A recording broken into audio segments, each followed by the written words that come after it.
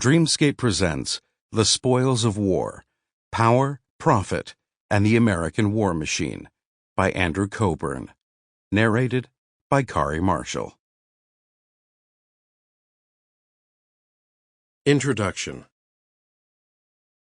Innumerable wars originate, wrote Alexander Hamilton in Federalist No. 6, entirely in private passions, in the attachments, enmities, interests, hopes, and fears of leading individuals in the communities of which they are members. As a principal illustration of this important truth, he cited the cases of Pericles, lauded as the greatest statesman of classical Athens, who, in compliance with the resentment of a prostitute, at the expense of much of the blood and treasure of his countrymen, attacked, vanquished, and destroyed the city of the Samnians, before igniting the disastrous Peloponnesian War, in order to extricate himself from political problems back home.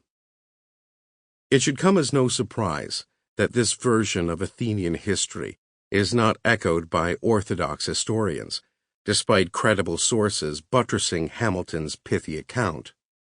Instead, Pericles' attack on Samos is generally ascribed to more respectable motives, such as his concern for protecting a democratic regime in the neighboring city of Miletus, or the need to preserve Athenian credibility as a great power.